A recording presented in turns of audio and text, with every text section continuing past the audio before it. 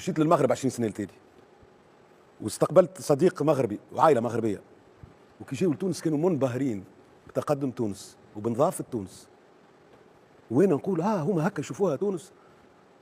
وكي مشيت للمغرب شفت نظافه ونظام واحترام للقانون، حاجه دوخ.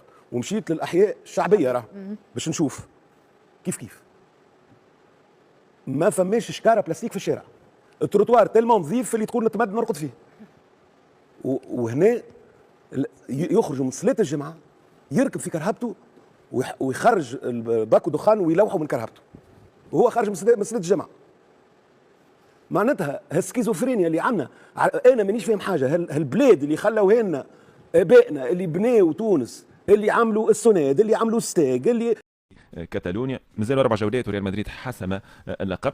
ابراهيم دياز عبد الستار هو اللاعب العربي الوحيد المتوج ب3 القاب بطوله في بطولات اوروبيه تصنف من ال5 الكبرى. نحكيو هنا على البريمير ليج مع السيتي وفاز مع ميلان ومع ريال مدريد. اكيد ما هو سي با فاسيل انك تفوز في 3 دوريات كبار. معناها وقت نحكيو على الكالتشو والبريمير ليج ولا ليغا، معناها فرق كبيره، نحكيو على السيتي ميلان ريال مدريد. مازال في 24 سنه معناتها مازالت باش يهز القاب مع ريال مدريد، لانه يلعب في فريق كبير يلعب على الواجهات الكل، فريق اللي ما يفلت حتى شيء. اليوم باش يلقى روحه كيف في الشامبيونز ليج، بوتيتر انه هو يكون مرشح انه باش يفوز باللقب هذايا. دونك ابراهيم دياز كلاعب عربي، هو صحيح لاعب عربي توا معناتها ديرنييرمون جنس في المغرب، ولينا باش نقولوا حسب عربي برشا انت فيك لانه جديد مازال، لانه لا وقت اللي كان في السيتي وكان في الميلان وكل شيء ما كناش نحكيو على اللاعب المغربي كما نحكيو توا، معناها بعد ما تم تجنيسه ولعب المباراه الدوليه الاولانيه مع المغرب، توا ولينا نحكيو على لاعب مغربي، ولينا نحكيو على فيرتي وحاجه معناها ترجع بالنفع على اللاعبين في شمال افريقيا الكل، لانه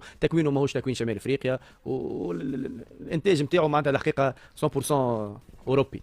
دونك وهنا قيمه التكوين غادي وقيمه اللعب، ولكن هو توا مطالب انه توا لازمنا نراو ابراهيم دياز معناها تيتولير بارونتير. ابراهيم دياز اسكو اليوم في ريال مدريد قادر انه يفتك مكانه كاساسي او لا؟ ما يكتفيش باللعب انه باش يدخل الشوط الثاني ولا في اخر المباراه، وين يدخل يكون ديسيزيف ويعمل اضافه ويسجل، ولكن باش تقعد انت على الدكه ما نعرفش انا. ماذا بين نرى ابراهيم دياز في فريق يلعب كاساسي ويكون قيمه ثابته كما رينا ساتاتون معناها كان عندي اسمه تزيري رياض محرز، معناها يكون فعال في الفريق ويكون تيتولير. دونك ماذا بينا هو في ريال مدريد السنه كان حاسم في عديد المباريات، هذا ما ينجم حتى حد يشكك فيه. فريق ميلان لعب دور كبير في تحقيق ميلان اسكوديتو في السيتي، بون ما لعبش مرتين لقب الدوري الاسباني موسم 2019 2020 2023 2024 مع ميلان.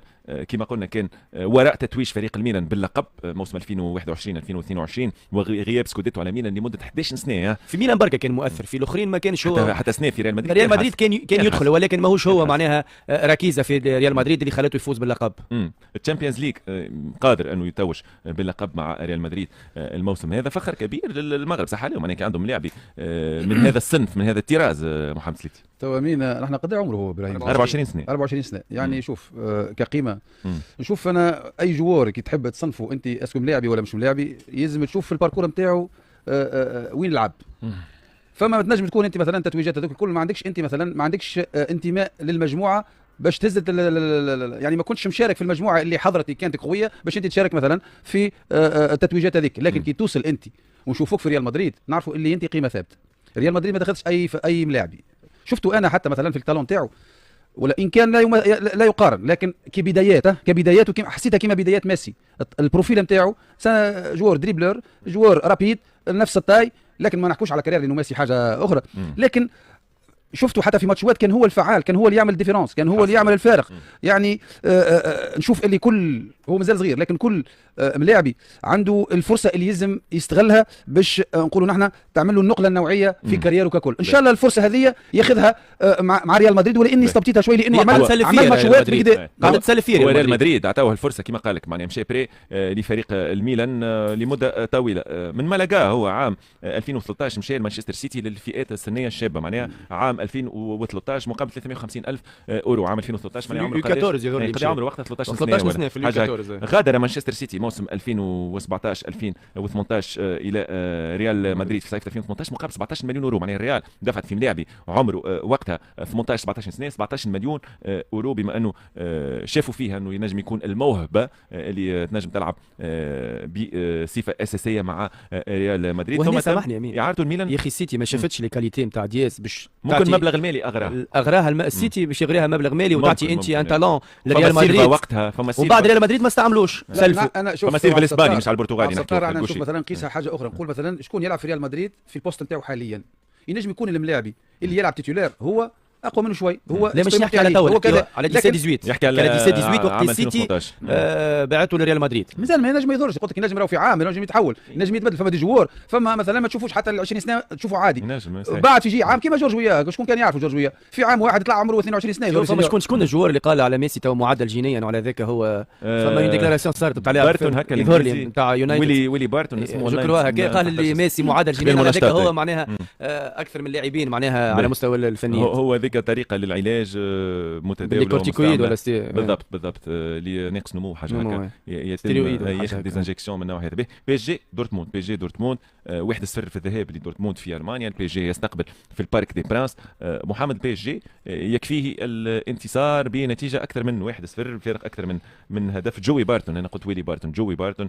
شكرا لصديقي دوك صدق قحبيش اللي بعث لي تحيه لي جوي بارتون. به البي اس جي دورتموند 1-0 في الذهاب. البي اس جي يربح اكثر من هدف للتاهل الى النهائي. صحيح انا تفاجات بمردود دورتموند في الذهاب. دونك دورتموند كان قادر انه يسجل حتى اكثر اهداف في مباراه الذهاب. دونك مباراه مش باش تكون سهله، لانه مش قادر رافي مبابي المؤثر نتاع العاده.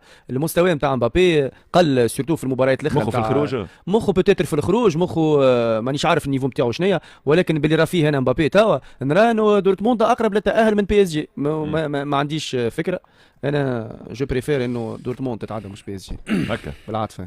سي محمد العاطفه حاضره. شوف انا كي جيت تعاين البارتي الاولى يعني المباراه الاولى تشوف اللي دورتموند صحيح ربح، لكن دورتموند يلعب كمجموعه، يلعب دورتموند احنا العاده نتاعو هو يصنع النجوم، لكن ما عندوش نجوم حاليا. هو يصنع كفريق ككتله يلعب، لكن البي اس جي كفرديات. لكن الفرديات وين؟ الفرديات وهي الطالون اللي هو متميز به البي اس جي. هو في الخط الهجومي اللي هو تفتقده اي جمعيه، ونقولوا احنا عمله نادره بالكاليتي هذيك. انت كي تلقى ديمبيلي وتلقى مبابي يعني ما تنجمش حي ديفونس مثلا تنجم تريزيستي سيرتو في بي اس جي. دورتموند صعيب عليها الماتش، خاصه اللي انت تلعب واحد بلاش. ما ماركاوش في الذهاب، هي ما ماركاوش، هي ما خسروش واحد بلاش، هي الاخرى ما ماركاتش. شنو المشكل؟ هي ما ماركاتش لا كانت اخطر، كانت بي اس جي مش هو العام. بي اس جي بميسي ونيمار وما تعدتش في الشامبيونز ليج. يظهر لي ميسي ونيمار ينجموا يماركيو لا دفاع في العالم. عبد الستار ايش نقول لك حاجه؟ لا هذيك ميسي ماهوش ميسي لكن مش نعطيك حاجه. مش ميسي محمد ميسي مش كل بارتي راهو يلزمني انا نماركي كافون سونتر. انا مثلا انا مش نقول لك حاجه، انا مثلا عندي انا اقوى فون سونتر في تاريخ كره القدم هو رونالدو داليما.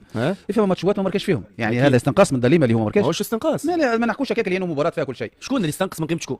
قلنا مبابي مش كيما العاده في المباريات الاخرى الكل. لحظه مبابي لانه الضغط الكل نقولوا نحن شوف توا الجمعيات الكل ولات تقرا له ألف حساب، ولات الكثافه العدديه الدفاعيه ولات الخطه ولات تتبنى على مبابي وعلى سرعه مبابي وعلى الخطوره نتاع مبابي. تحب يتعدى محمد؟ لا انا نحكي لا انا نحكي يحب اللعب الهجومي محمد، نحكي تكتيك، نحكي يعني امور ليفركوزن لا نجوم لا حتى شيء. 47 مباراه بدون هزيمه وبوندسليغا كل شيء. انا نرى في دورتموند مش تعدي بي اس جي كمجموعه امام فرديات. دورتموند مع خلينا نحطوا العاطفه. لا مش نحكيو على دورتموند يا سي محمد يا سي عبد الستار، نحطوا العاطفه على جنب ما يخص بي اس جي ودورتموند.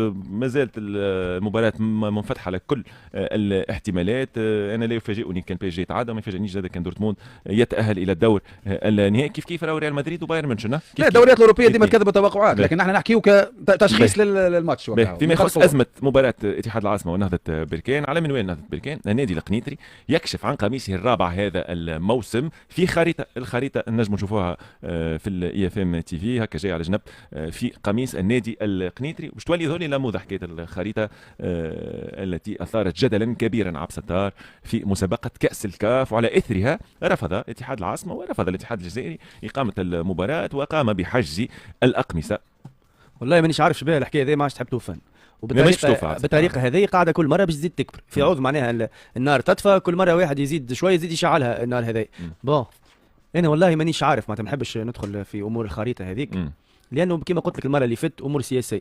هو ضربوا بلاده هذيك خريطه بلاده، يحط اللي يحب عليه نادي القنيطري ما دام يلعب في المغرب ويلعب في بطولاته محليه، وكان المغرب هذيك الخريطه اللي معترفه بها هي كبلادها خريطتها يحطها كيما انا تو باش نحط خريطه تونس على ماريولي انا حر في بلادي. لكن نزاع فيما يخص الصحراء الغربيه وملف شائك، والجزائر تعترف المنظمات الدوليه كبلد مستقل. المنظمات الدوليه باش تعترف يعتبر انه الصحراء الغربيه فما شكون يقول لك تيريتوار متنازع عليه، فما شكون يقول لك تابع المغرب، فما شكون اعترف بالصحراء الغربيه كدوله ثم سحب الاعتراف، فما شكون لم يعترف وفما شكون اعترف.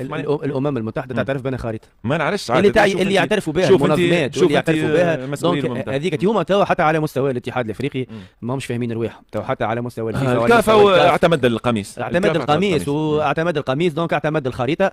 وهنا يقعد المشكل معناها عند لي انستانس الاخرين كسوا في التاس توا يستناو قرار التاس، ولكن من حقه قنيطره يعمل خريطه اللي يحب عليها في الواحد في المغرب، وفي الجزائر من حقهم يعملوا الخريطه اللي يحبوا عليها. باهي باش نحكيو على تصريحات فوزي اللقجع فيما يخص الترجي، فيما يخص الاهلي المصري واستعمال التحكيم ايضا لفائده المغرب.